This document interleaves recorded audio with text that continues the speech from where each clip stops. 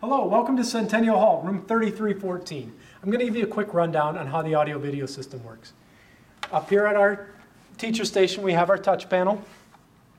This is our startup screen here. There's a button here that says press here to begin. When I press it, it's going to give me a choice of projector modes.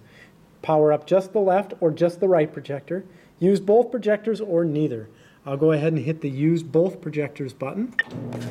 That's going to bring both screens down, and it's going to power up both projectors that are in the room.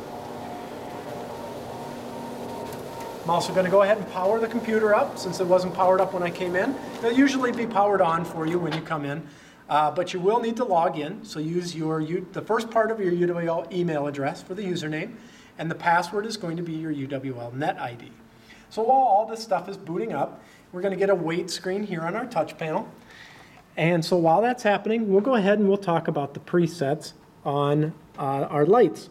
Our lights are located here on the left-hand side. We have 5 presets, lights all on, 2 lecture settings, one with the whiteboard and one without the whiteboard lights, a theater setting, and a lights all off button. You can also access the lights from the panel here on the wall. There's 5 buttons that correspond to the 5 buttons on our touch panel, and at each door is a main switch that'll power the lights on and off for you. Another thing that we have here is our wireless microphone. And on the top of the wireless microphone, we have an on and off switch. I'll go ahead and click that on. That's going to power the wireless microphone on. Then anything that I say into the wireless microphone is going to be reinforced throughout the room for us. Now, if I need to adjust the wireless microphone level, I go over to my touch panel, and you'll see now that we are booted up. And so I go over here into our audio control area. And when I hit that button, some options are going to come up, and the wireless microphone is on the left-hand side. I can turn it up or turn it down based on how loud my voice is or where I'm wearing the microphone. I can mute it. And when I have it all set to what I want to do, I go ahead and hit the back button, and that's going to bring me back to the main page. When I'm all done with the wireless microphone, I'm going to make sure and click that button off so that I'm making sure that that the batteries will be saved. Because even if it's powered on and you're not using it, the batteries will drain. So now we'll talk about our touch panel here. And the first thing you'll notice is that at the top we have 2 tabs, a left projector tab and a right projector tab. If we want to change what's on the left projector, we need to switch to the left projector tab. And the right projector, obviously, we'd hit the right projector tab. So they switch individually, they don't switch together. Right now you'll see that the right projector is showing the PC, and if I hit the left projector, it's also showing the PC.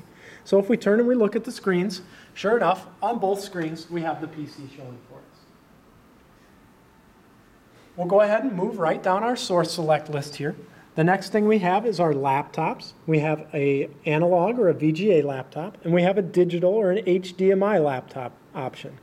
Those options, the wires or the cables that we need to connect it, are right here in our cable cubby. There's even a power supply down in there, so you don't have to rely on your battery. For my laptop, for this demonstration, I'm going to go ahead and use the VGA cable that's in there, and I'll plug that into my laptop. Then I'm going to take the audio cable, and I'm going to plug that into the headphone jack on my laptop. Now my laptop's all ready to go, and because I'm using the VGA cable, I'm going to come over to the touch panel, and I'm going to hit the laptop button. Now you'll notice that I'm hitting laptop on the left projector and the left projector only. So now if we look up at the screen, on the left projector is my laptop, and on the right projector is the PC. Okay? If your laptop doesn't come up right away for you, like mine did, that probably is just because your laptop isn't in the correct mode. You can change the mode in your control panel, or on a Windows keyboard you can hold down the function key and hit F8, and you're going to want to make sure and change to the duplicate mode, so that whatever you're showing on your computer is going to show up on the screens as well. The next thing on our list here is our Blu-ray. If I hit that Blu-ray button, it's going to give me all the controls for my Blu-ray player. Play and stop on the left, our navigation and menus on the right. If I hit the full screen video button, I'm going to get a nice preview of what's going on. I can hit the back button to get back to where we were. Our Blu-ray player is located here on the right side of the teacher station. You can use the front panel controls as well if you need to. I'm also going to note that the Blu-ray player will play your regular DVDs and your CDs, so go ahead and you can just use that for any type of media like that you have. This is also a good time to talk about the volume. Okay, our volume knob is located right here at the bottom of the touch panel, and it's going to adjust the volume up and down. Right now, it's going to control the volume of the Blu-ray. And on our right projector, we have the PC, and our left projector, we have the Blu-ray. But the only audio that we're going to hear is what's coming from the Blu-ray. And that's because the audio is determined by the most recent button press on our touch panel. So because Blu-ray was the last button that I pressed, that is the audio source that we'll hear and that the volume will control. Okay, the next thing on our list is the document camera. It's located here on the right-hand side of the teacher station. The power button is in the back. When I hit it, the light will blink green. When it's a solid green, that document camera is ready to go. Our advanced features are going to be up here by the camera. I can zoom in and out. There's an auto and a manual focus and some other options there that you can certainly use. When the document camera is ready to go, I come back over to our touch panel and I'm going to hit the document camera. Left projector now is going to switch to document camera. So it takes just a couple seconds for everything to sync up, and once it does, you'll see that on our left projector now, we have the document camera. And of course, we haven't touched the right projector tab, so the right projector is still showing the PC.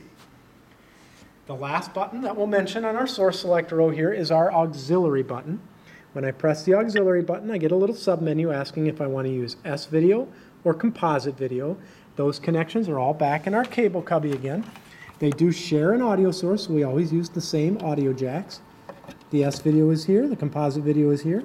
And what you would do is if you had a video camera or another device, like an iPod or something like that, that you wanted to see or hear in the classroom, you go ahead and plug into our connections there, select auxiliary, choose the right selection there, and then you can see and hear your device in the room.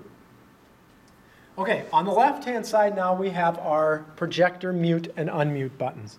And they don't just mute the video. What they do is when I hit this left projector mute, it's going to not only mute the video of the projector without powering it down, it's also going to bring the screen up. I'll go ahead and demonstrate using the right projector since it's closer to us and we can demonstrate it more easily.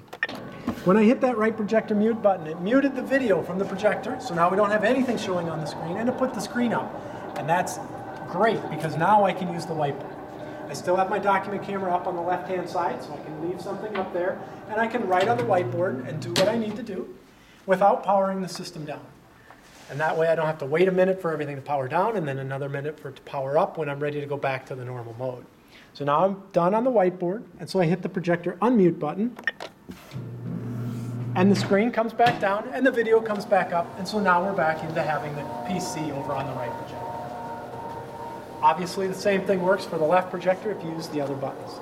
The bottom button here is a button labeled Help, and that's a great button for you because when I hit Help, it's going to bring the names and phone numbers of a couple members of the Academic Technology Services staff, and that's the phone numbers that you'll call if you ever have any problems in the classroom, if you ever need assistance. Go ahead and give those numbers a call and somebody will be with you as soon as possible. There's the button here that says OK, and I'm going to hit that and it'll take me back to the main screen. And in the bottom right-hand corner here, we have a System Off button. When I hit the System Off button, it's going to ask me if I really want to power down. And when I hit that Power Down button, it's going to power down both projectors, and that's important so we save the life of the projector bulbs. And it's going to put both screens back up for us. And then while that's happening, I'll just take this time to remind you that if you ever need anything or if ever any questions at all, please contact Academic Technology Services and we'd be happy to help. Thank you.